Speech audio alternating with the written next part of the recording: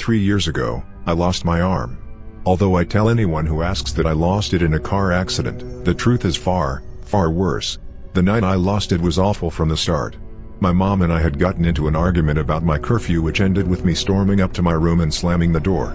I remember how exhausted I was from my long day at school and how that argument had drained all of my remaining energy. All I wanted to do was get some sleep and leave the terrible day behind me. Little did I know the absolute horror that would soon befall me. After brushing my teeth and I getting into my pajamas, I got into bed and drifted off to sleep almost instantly. The next thing I remember was waking up to what sounded like my floor creaking. Slowly raising my eyelids, my eyes fell upon the most terrifying sight I'd ever witnessed in my life. There was a tall, slender humanoid figure looming over me next to my bed. It was completely black except for its wide red lips that stretched out far beyond its face. It had no arms, which, combined with its skinny frame, made it appear almost snake-like. All of this was terrifying enough, but I think what scared me the most were its eyes. They were like two glowing kaleidoscopes, constantly shifting from one myriad of colors to another in a sickening display of dazzling dread. My first instinct was to scream, but, to my horror, I found that I couldn't.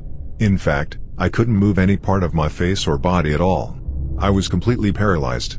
All I could do was stare up at the creature as it began to stretch its lips out wide, exposing row after row of sharp, serrated teeth. My heart nearly stopped as I watched a large, thick tongue protrude from within the dark abyss of its mouth and carefully wrap tightly around my arm. Black saliva dripped down my arm as it began to slowly pull it into its mouth, incrementally biting off pieces of me as it went. The pain was utterly excruciating as it bit off my fingers, then my hand. As it bit off my forearm, I felt like I was going to pass out when something miraculous happened. My mom opened my bedroom door. As soon as she did, the creature abruptly disappeared and I immediately regained the ability to move. The scream that had been buried in my lungs came rushing out so loud and forcefully, I thought my eardrums were going to burst. My mom, in turn, screamed as soon as she saw the blood pouring from what remained of my arm. The next thing I remember was waking up in a hospital bed. My crying mom embraced me as soon as I awoke, and after a few moments a doctor, followed by a police officer, came into the room. The doctor told me that despite my injury, I would eventually make a full recovery, though I would have to learn to live without my right arm. The police officer asked me if I remembered what had caused my amputation. I didn't think it would help any to lie, so I told him the truth about the creature and how it had somehow paralyzed me before consuming my arm. Not he, the doctor, nor my mother believed me. But I don't really blame them. What I had told them was something so far removed from their understanding of reality that their minds wouldn't allow them to believe it. Because my arm appeared to have been chewed off. The doctor rationed that I must have been attacked by an animal that had somehow managed to escape when my mom opened my bedroom door and scared it off. There wasn't much else I could do but let them believe whatever they wanted to believe. Later, they would have animal control comb through my neighborhood looking for the animal that attacked me and, of course, they would find nothing. After I was released from the hospital, I spent a lot of time on the internet researching what had happened to me. It turns out, I'm not the only one who has survived this monster. There is a whole community online of survivors dedicated to studying it, as well as a support group to help us survivors get through the trauma of going through such a torturous experience. Through this community, I have learned much about the entity. Its name is Karimzakal, and it is believed to be a demon that was summoned long ago during the dawn of religion, when pagan rituals were frequent and common. For centuries, it has roamed the earth, feeding upon humans, which are thought to be the only source of sustenance that allows it to remain alive and immortal upon this plane of existence. It is believed that every night Karimzakal chooses one victim, presumably at random, from somewhere in the world. It then appears beside them while they are asleep, sometime between the hours of 1 a.m. and 4 a.m. of their respective time zone. Upon breaching the victim's place of slumber, it looms over the sleeping person and waits for them to awaken. However, it does not wait patiently, as it has devised a trick to gently wake its prey from its slumber. Somehow, by using its voice, it has learned to mimic creaking noises like that made from the floorboards of a house or the hinge of a door. It is believed that its attempts to gently coax a person out of sleep are for two reasons. One is that it most likely has to catch a person right at the moment between sleep and wakefulness in order to effectively paralyze its victim. Two is that it must be as quiet as possible as to not alert anyone else to its presence that might interrupt its feeding. Upon successfully waking its victim, it uses its eyes to paralyze the person before slowly devour them. Most of the time, it consumes the person completely, leaving no trace of them. This is thought to account for many of the unsolved missing person cases reported each year from around the world. However, sometimes, Usually by sheer luck, a person is able to escape Kareem Zakwal. If it is interrupted while it is feeding, it will disappear and not return at night. I became one of the lucky ones because my mom decided that she couldn't wait until morning to apologize for our argument. For this, I will forever be indebted to her. There is, however, another way to avoid being a victim that requires significantly less luck. One can avoid being a victim if they simply do not open their eyes before Kareem Zakwal departs for the night. This can be a rough feat because it means keeping your eyes closed when you hear creaking noises in the middle of the night. But if you are able to fight your instincts long enough to elude Kareem Zakwal's gaze until 4 a.m., it will promptly disappear, leaving you unharmed for that night. I say that night because, although it is rare, there are some who have claimed to have survived Kareem Zakwal more than once.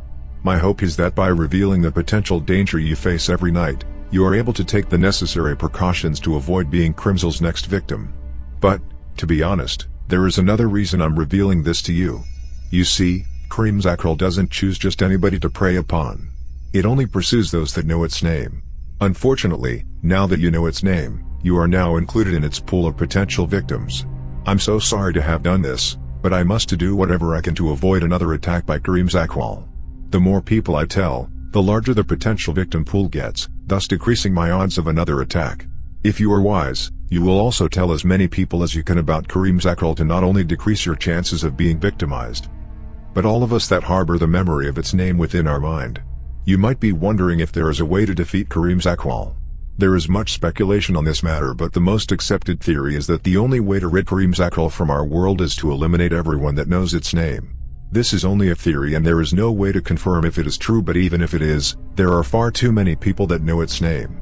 Even if one wanted to hunt and kill them all, including themselves, they would have no way of knowing who every person that knows its name is. This means that our best chance of survival is to continue spreading the name of Kareem Zakwal to as many people as possible to decrease our odds of being visited by it as much as possible. We are in this unlucky lottery together now, and we must do whatever we can to minimize our chances of being victimized. Although I am a survivor, there really isn't much advice I can give you except this: if you hear creaking sounds in the middle of the night, please, whatever you do, don't open your eyes. We were both so excited to visit the beautiful caves at X National Park.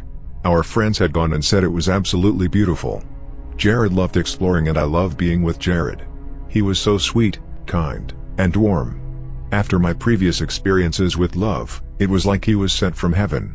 He's perfect, or was perfect. It was early on a gorgeous morning when we met up with the rest of the group that would be exploring these caves, along with the guide. Albert was his name, a nice older gentleman who knew the caves well. He spoke with confidence, that he had led hundreds of groups through these wondrous caves, that he knew every twist and turn, that he knows everything that can be found within. Well done. Unfortunately, the poor man was wrong. So very wrong. The caves were beautiful, all different types of rocks, little clear blue pools of water, and a certain quiet that was so peaceful. Everyone was taking pictures, laughing, asking Albert questions, and enjoying our little adventure. Jared was in his element, stopping to look at every different type of rock or mineral, inspecting the pools of water for life, and taking pictures of every inch of the caves. We came to a large cavern with little holes in the ceiling letting light in. Albert told us this is the halfway point and we would be stopping here for lunch. As everyone set up their little picnic areas, Jared decided he wanted to be off on our own, so we set up in the back of the cave around a little wall. We were enjoying our sandwiches and some wine we had snuck in, when it all went horribly wrong. We heard a sound, like nothing I'd ever heard before. Horrifying screams. Oh, many screams. We look around the corner and what we saw will haunt me for the rest of my life. We saw people laying dead. Limbs, their heads, or whole chunks of their bodies were missing. There was this thing. This creature. It was tall but skinny. It seemed to move, so fast but with certain sloth-like movements when it would lift its arms to kill. It would slice off a limb almost in slow motion. Then quick as light it would suck the blood and God knows what else out of whatever opening it just created. We watched in horror as it did this. It happened so quickly. And we were frozen in absolute fear. They talk about how certain horrifying moments can feel like an out-of-body experience. Well, that's what this felt like. It killed all of them. That lovely couple from out of town howled each other in terror as it lopped both of their heads off with one swipe. The young man who kept saying he wanted to come back here at night to see what he could experience had both of his arms torn clean off, followed by his head. One by one, it killed them. So quickly and without any sign of mercy or even hesitation. Then it would feed. It happened so quickly. Albert was the last one. He told everyone to run and tried striking at this thing with his walking stick. It made no difference. Perhaps this is why he was left for last? Maybe the creature is drawn to absolute fear and terror? The creature turned to him and slowly began walking towards him. Albert took a deep breath and raised his walking stick one last time and struck at the creature. It tilted its head for a moment, then rammed its long claw-like fingers through his sternum and ripped him apart. After this it fed. It fed for much longer than it had previously, stopping at each corpse, seemingly suckling at each opening on the corpse almost like it was collecting the blood or insides of each. As it fed, Jared seemed to regain his wits and slowly pulled my arm, leading me out of the cave. I was fixated on watching this thing eat our entire tour group. We were almost out of the big open cavern when I tripped and fell. I let out a slight yell as I fell over. I didn't mean to, it just sort of slipped out. Jared quickly helped me up as we both looked over to the creature. It had stopped feeding and stood up. We ran. We were running faster than we ever had in our lives, trying to get a signal on our cell phones but had no luck. We ran but could hear a sound, a noise, a gurgling sound following behind us as we ran. Jared was so quick on his feet, he kept saying he would save us, that we would get away. I know he didn't mean to lie. We took a turn down a cavern. It turned out to be a dead end. Jared cursed as we turned around to watch as the creature slowly crept towards us. It was at this moment when I realized that it had no eyes. Just a massive gabbing mouth, with so many rows of teeth. It would open and close as it walked, almost like it was short on breath. All the while gurgling like it had a mouth full of water. Jared pushed me behind him as he picked up a large rock. We were trapped, we had nowhere to go. Jared told me he'd protect me, that he loved me as the creature lunged at him. Jared struck it with a rock directly on the side of the head. Blood sprayed from its mouth as it did as if it was holding it in its mouth. Jared recoiled as he thought he had harmed the beast. The creature slowly raised its head. Even without eyes, we could tell the creature was glaring at Jared. "I love you, Amanda," Jared said softly. The creature lunged and wrapped its huge mouth around Jared's whole midsection and lifted him up. He screamed and I cried out in horror. The creature just held him in the air, seemingly draining the life out of him as it moved him around in his mouth. After a minute, Jared stopped moving and the life left his eyes. After another minute, the creature dropped him onto the cavern floor. His chest and stomach were completely hollow. Nothing was left and he was gone. I found beside him and cried. What was supposed to be a wonderful adventure turned out to be our death. The creature looked at me and tilted its head. The gurgling sound slowly subsided and I watched as it finished chewing the flesh it had in its mouth. There was blood pouring out of its mouth and down onto its sleek, smooth skin, as if its mouth was overflowing with it. I thought for certain it was about to kill me, but it turned and walked away, leaving the rest of my boyfriend's torn-apart corpse with his still intact face staring at me. As it slowly walked away, I felt a slight hint of relief, as horrible as that may sound. My boyfriend and so many others were dead. I began to cry again as the realization of what all has transpired fell over me. I stayed there for hours, crying, screaming and holding my dead boyfriend's hand. Once I got a hold of myself, I left the once beautiful caves that were now covered in blood and full of death. I still don't have an answer as to why I'm alive. I'm not even sure if I had an answer that I'll ever understand. I don't know why it let me live.